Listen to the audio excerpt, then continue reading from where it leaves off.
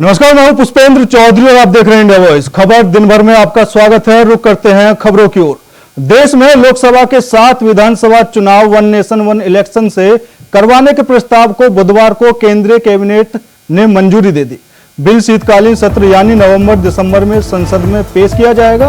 17 सितंबर को गृह मंत्री अमित शाह ने कहा था कि सरकार इसी कार्यकाल में वन नेशन वन इलेक्शन लागू करेगी। 15 अगस्त को प्रधानमंत्री मोदी ने कहा था कि बार बार चुनाव देश की प्रगति में बाधा पैदा कर रहे हैं। कैबिनेट मीटिंग के बाद केंद्रीय मंत्री अश्विनी वैष्णव ने कहा कि पहले फेज में विधानसभा और लोकसभा चुनाव साथ होंगे। इसके साथ 100 दिन के भीतर दूसरे फेज में निकाय चुनाव साथ कराए जाएं। वन नेशन वन इलेक्शन पर विचार के लिए बनाई गई पूर्व राष्ट्रपति रामनाथ कोविंद की अध्यक्षता वाली कमेटी ने 14 मार्च को राष्ट्रपति द्रौपदी मुर्मू को अपनी रिपोर्ट सौंप दी थी। रिपोर्ट 18,626 पन्नों की है।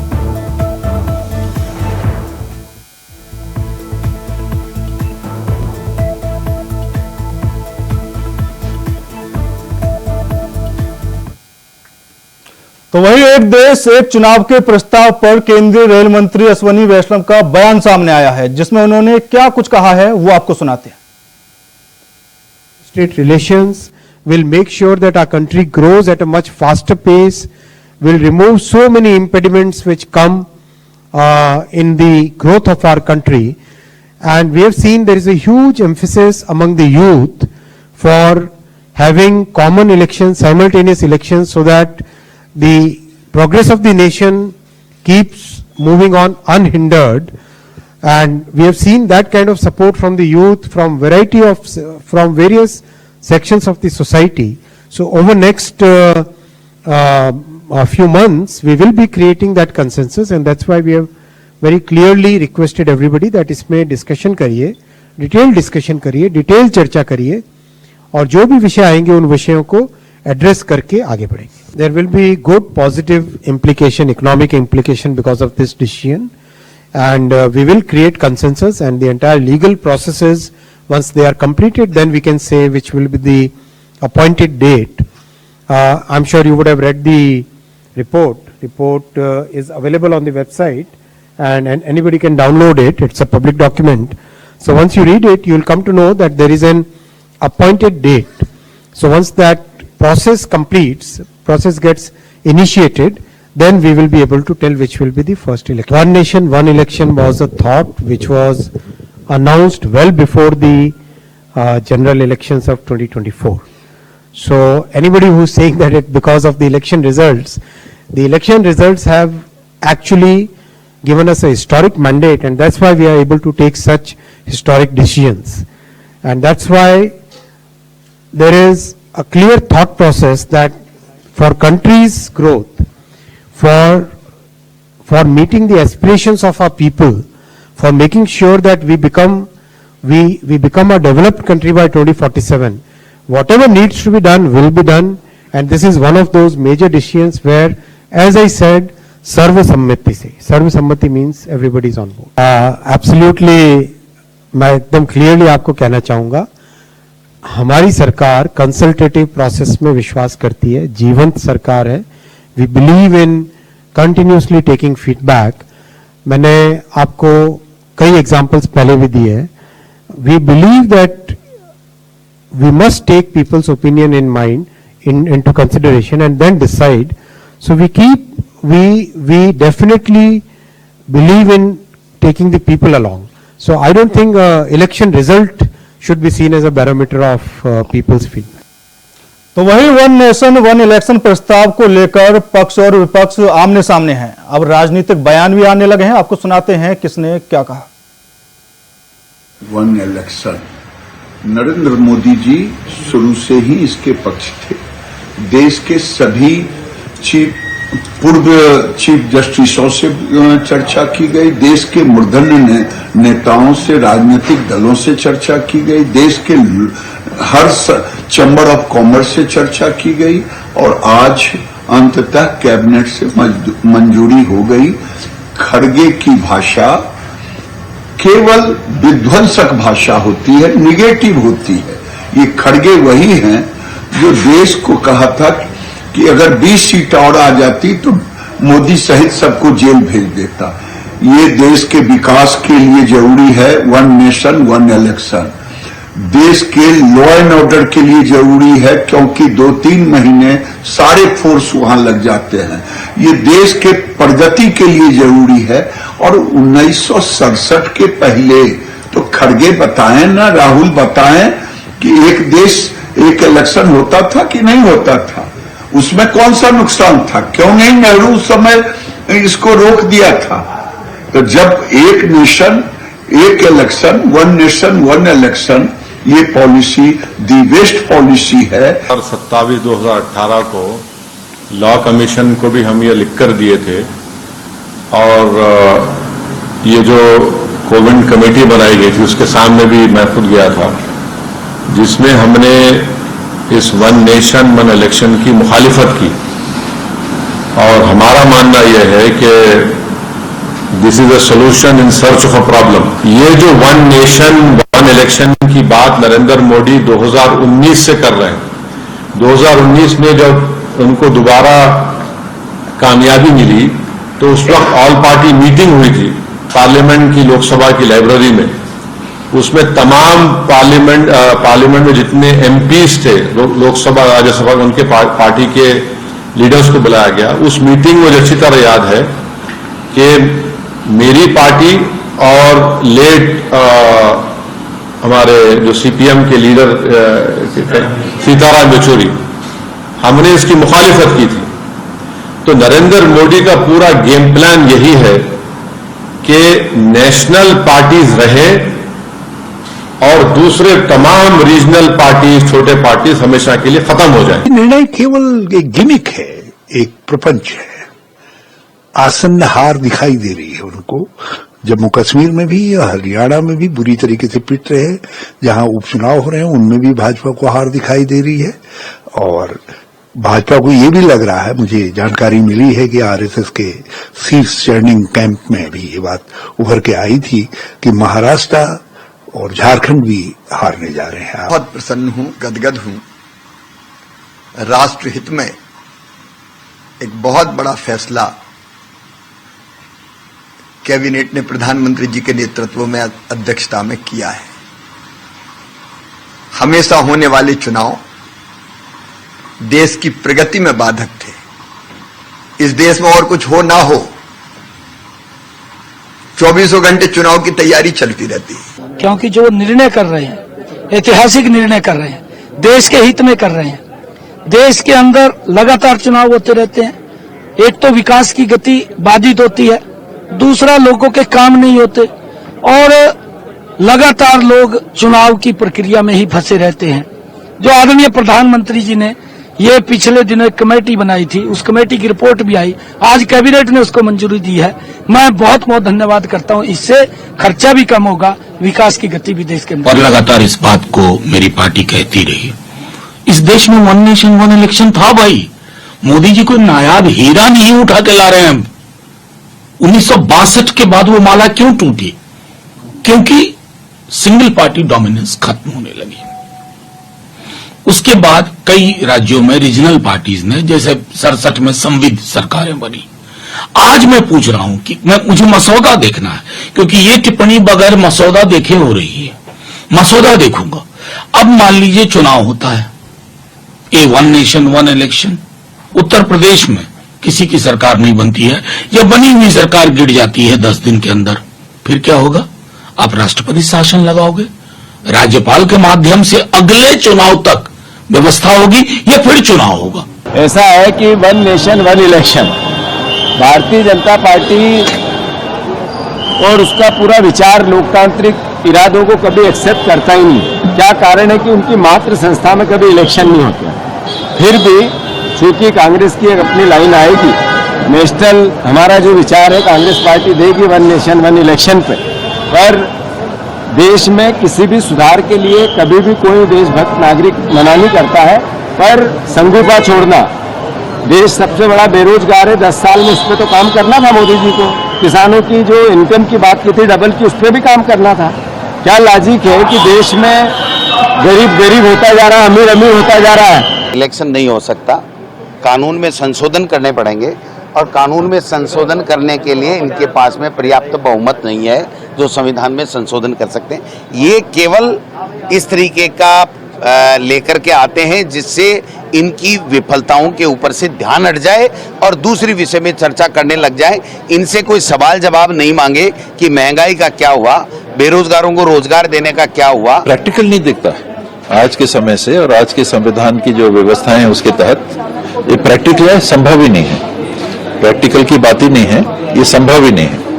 ये तभी संभव हो सकता है यदि आप संविधान में ऐसा संशोधन करें, एक कि जो 5 साल का कार्यकाल 1 नेशन 1 इलेक्शन लागू हो गया 1 जनवरी 2025 से, मान लीजिए अब पूरे देश की विधानसभाओं का और देश की लोकसभा का इलेक्शन एक साथ होगा। 5 साल के लिए वो चलेंगी सरकार। 2 साल बाद सरकार गिर जाती है, कहीं की किसी राज्य की या केंद्र की सरकार 2 साल बाद गिर गई। आज संविधान का प्रावधान है कि सरकारें 5 साल के लिए चुनी जाएंगी। 2025 को चालू किया, 2 साल बाद 2027 में केंद्र सरकार गिर गई या किसी राज्य की सरकार गिर गई और वो 5 साल के लिए चुनी जाएगी। तो उसका अगला इलेक्शन कब आएगा? 2032। बाकी जगह कब होंगे इलेक्शन? 2030। तो 1 नेशन 1 इलेक्शन का क्या होगा? संभव ही नहीं है। देखिए, हमें ये लगता है कि ये भारतीय जनता पार्टी का एक और नया जुमला है और मैं बताता हूं क्यों। थोड़े दिन पहले 4 राज्यों के चुनाव होने थे। 4 राज्यों के चुनाव में इन्होंने सिर्फ 2 राज्यों का चुनाव किया। इन्होंने हरियाणा का और जम्मू एंड कश्मीर का चुनाव कराया, झारखंड और महाराष्ट्र को छोड़ दिया। अगर आप 4 राज्यों के चुनाव नहीं करा पा रहे हो, आप 1 नेशन 1 इलेक्शन कैसे कराओगे? उसको भी छोड़ो, मैं इनसे ये कहना चाहता हूं कि हम मांग कर रहे हैं कि महाराष्ट्र और झारखंड के साथ आप दिल्ली का चुनाव करा दो। ये उसमें भी सहमत नहीं है। तो जब आप एक साथ 3 राज्य के चुनाव कराने में असमर्थ हैं, एक साथ 4 राज्यों के चुनाव कराने में असमर्थ है, तो फिर ये कैसे संभव है कि आप पूरे देश में एक साथ चुनाव करेंगे? तो ये एक बहुत बड़ा जुमला है। फिलहाल रुकते हैं छोटे से ब्रेक के लिए। ब्रेक के बाद खबरों का सिलसिला लगातार जारी है। ब्रेक के बाद एक बार फिर आप सभी का स्वागत है। रुक करते हैं खबरों की ओर। तो वहीं जम्मू कश्मीर विधानसभा चुनाव में पहले फेज के लिए बुधवार शाम 6 बजे वोटिंग खत्म हो गई। 7 जिलों की 24 विधानसभा सीटों के लिए मतदान हुआ। मतदान 58.85% तक हुआ, जहां किश्तवाड़ में सबसे ज्यादा 77.23% और पुलवामा में सबसे कम 46.03% वोटिंग हुई।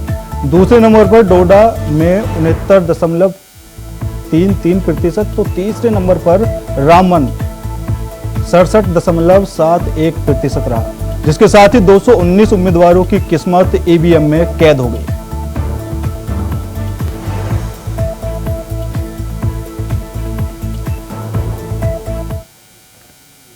तो मुख्यमंत्री योगी आदित्यनाथ आज गाजियाबाद पहुंचे, जहां उन्होंने रोजगार मेले का उद्घाटन किया और युवाओं को नियुक्ति पत्र भी दिया। तो वहीं कार्यक्रम में सीएम योगी ने कहा कि समाजवादी पार्टी में औरंगजेब की आत्मा आ गई है। सपा सरकार में माफियाओं का बोलबाला था और ये साधु महंतों को माफिया कहते हैं। सुनिए योगी आदित्यनाथ ने क्या कुछ कहा। की जोड़ी गुमराह करने के लिए आई है। इन्होंने लूटने के सिवाय, अपने परिवार के सिवाय किसी का कोई हित नहीं किया है, कभी नहीं किया है, कभी नहीं किया है। बहनों और भाइयों, इन लोगों को जब भी जनता जनार्दन ने शक्ति दी है तो इन्होंने उस शक्ति का दुरुपयोग किया है, वैसे ही जैसे किसी कालखंड में भस्मासुर ने किया था। आपकी ताकत से ही आपकी आस्था पर प्रहार।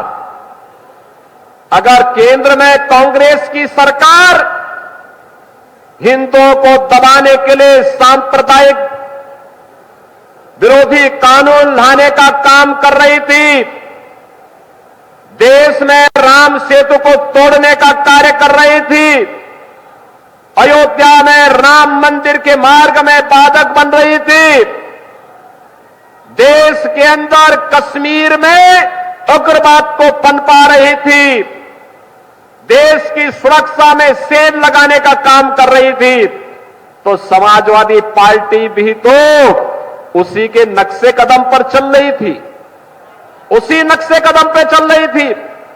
गुंडागिर्दी की चरम, अराजकता की चरम, हर दूसरे तीसरे दिन एक दंगा, हर माफिया के साथ इनके रिश्ते, और समाजवादी पार्टी तो ये माफिया और अपराधियों के सामने, दुर्दांत माफिया और अपराधियों के सामने नाक रगड़ते थे और अपने संस्कार के अनुरूप धर्माचार्यों को ये माफिया बोलते हैं। इनकी प्रवृत्ति तो देखो, औरंगजेब की आत्मा सचमुच इनके अंदर घुस चुकी है। औरंगजेब की आत्मा इस कदर घुस चुकी है कि भारत की धर्म और संस्कृति के प्रतीक धर्माचार्यों को ये माफिया कहते हैं, और जो संगठित अपराध में लिप्त थे, भूमाफिया, वन माफिया, पशु माफिया या संगठित अपराध में संलिप्त माफिया को के सामने ये लोग घुटना टेक करके नाक रगड़ने का काम करते थे, युवाओं का शोषण करते थे, किसानों को आत्महत्या करने के लिए मजबूर करते थे, व्यापारियों को प्लान करने के लिए मजबूर करते थे, और इन्हीं के कारण कैराना जैसी घटनाएं घटित हुई। कैराना से व्यापारियों को, हिंदुओं को प्लान करना पड़ा था, कांदड़ा से प्लान करना पड़ा था, बेटी की सुरक्षा खतरे में पड़ गई थी।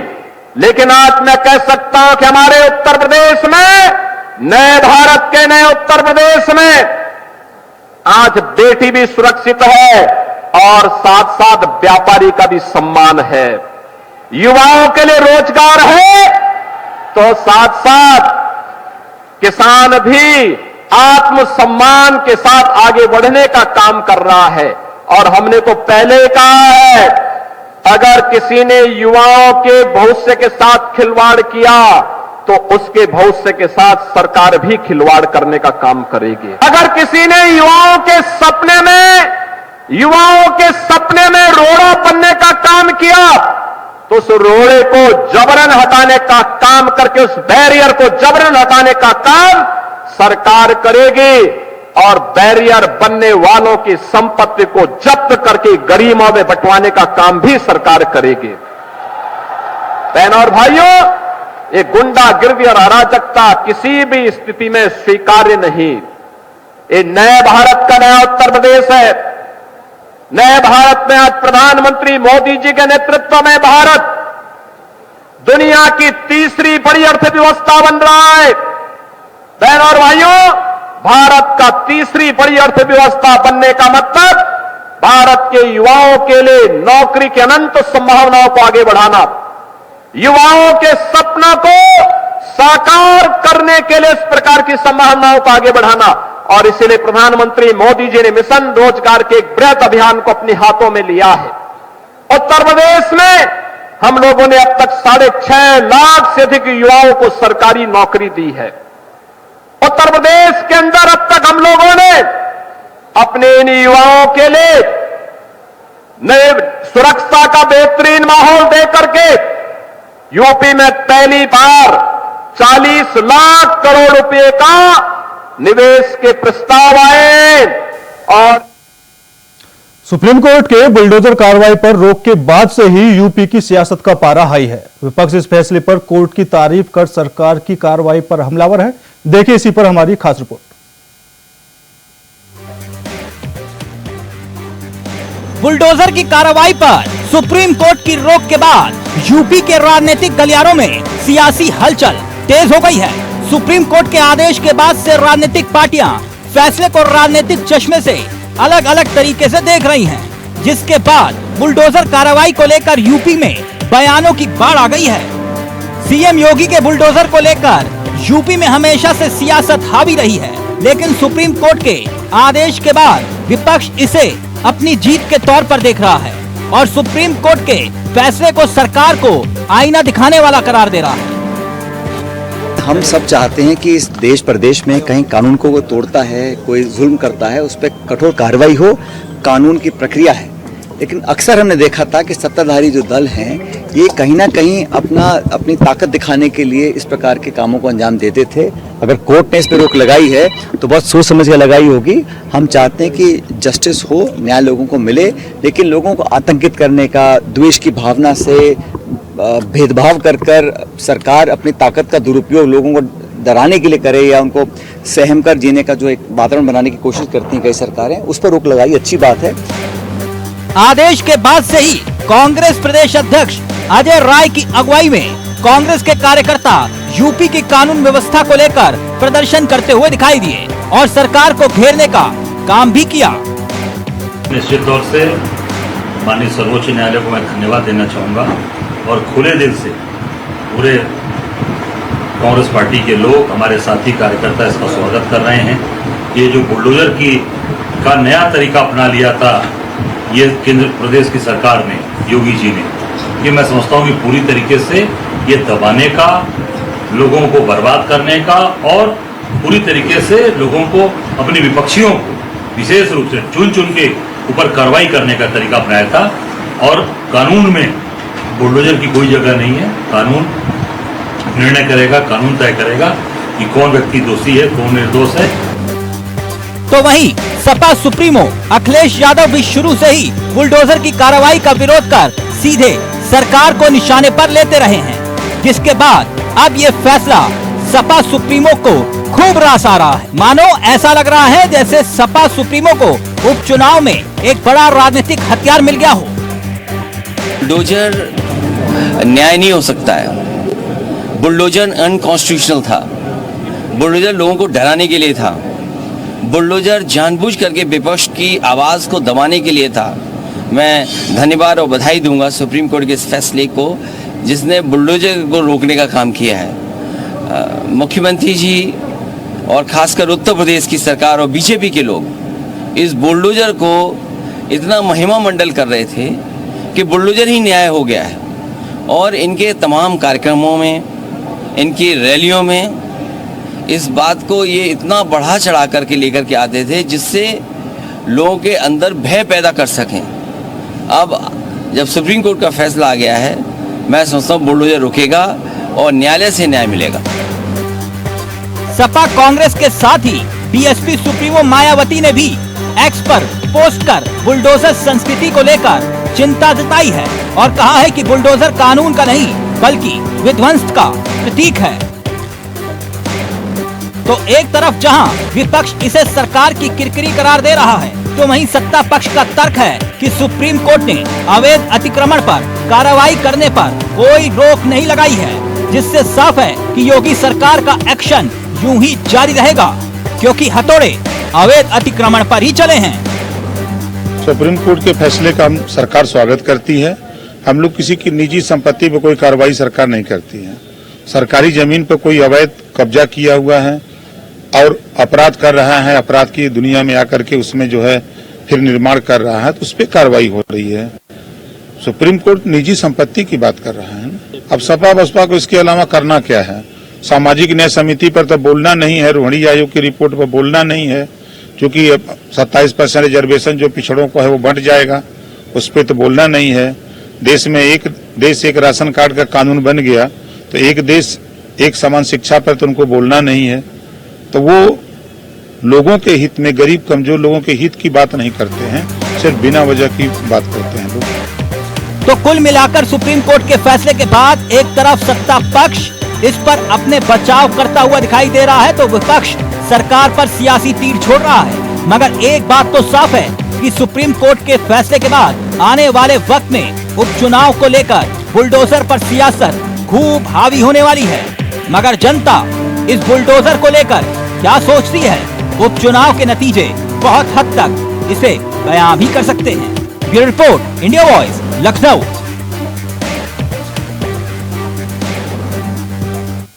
तो वहीं उत्तर प्रदेश कानून व्यवस्था को लेकर सरकार के खिलाफ कांग्रेस ने हल्ला बोला। उत्तर प्रदेश के 18 मंडलों पर कांग्रेस ने प्रदर्शन किया, तो वहीं लखनऊ के शहीद स्मारक पर कांग्रेस कार्यकर्ता कांग्रेस प्रदेश अध्यक्ष अजय राय के नेतृत्व में प्रदर्शन किया गया।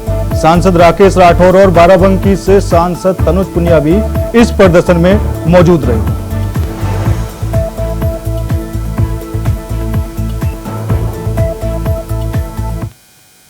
वाराणसी में ज्ञानवापी से जुड़े मामले में सपा अध्यक्ष अखिलेश यादव और एआईएमआईएम के अध्यक्ष ओवैसी के दिए हेट स्पीच पर एमपीएमएलए कोर्ट ने मुकदमे को खारिज कर दिया है। जज ने आरोपियों के खिलाफ अधूरे साक्ष्य और अपर्याप्त आधार पाया। वकील की जिरह के बाद अपर जिला जज विनोद कुमार ने जजमेंट सुनाया। पिछली तारीख पर सुनवाई पूरी होने के बाद जज ने फैसला सुरक्षित रखा था। आज दोनों पक्षों के वकील कोर्ट में बुलाकर जज ने जजमेंट दिया। हालांकि अखिलेश यादव और असुद्दीन ओवैसी अभी तक कोर्ट में हाजिर नहीं हुए। आरोपों के उनके वकील अनुज यादव ने निराधार बताया है। ये रिवीजन की पिटीशन थी और ये लोअर कोर्ट जो एडी में ये सीजीएम फिफ्थ ने जो हमारा मुकदमा खारिज किया था 103 का प्राप्त पत्र, उस पे ये एक रिवीजन था, क्रिमिनल रिवीजन, जिसपे हम लोगों ने सारे पक्षों रखते हुए कोर्ट से हमने पुरजोर किया था कि हेट फिशिंग मामले में सुप्रीम कोर्ट का स्पष्ट व्यू है कि राज्य सरकार को मुकदमा दर्ज कर लेना चाहिए। ये मुकदमा दर्ज नहीं हुआ, यहाँ दर्ज होना चाहिए। और माननीय एडीजे 9 सुप्रीम कोर्ट ने एक व्यू को देते हुए मुकदमा खारिज किया। कोई बात यदि सिविल कोर्ट में लंबित रहता है तो उसमें शिवपंथी मुकदमा लाइज नहीं हो सकता, जिसके बारे में हम लोग हतप्रभ हैं। ऐसा कोई रूलिंग न होने बाद भी ऐसी रूलिंग दिखाई गई है, जिसके लिए हम लोग कोर्ट का सम्मान करते हैं और हम इसको हाई कोर्ट जाने के लिए हम लोग तैयार हो गए हैं कि हम लोग तो हाई कोर्ट जाएंगे, उस न्यायालय तो जाके उसको दाखिल करेंगे, वहां से आलम लेके आएंगे। फिलहाल मेरे साथ इस बुलेटिन में इतना ही। बाकी देश और दुनिया की तमाम खबरों के लिए देखते रहिए इंडिया वॉइस। नमस्कार।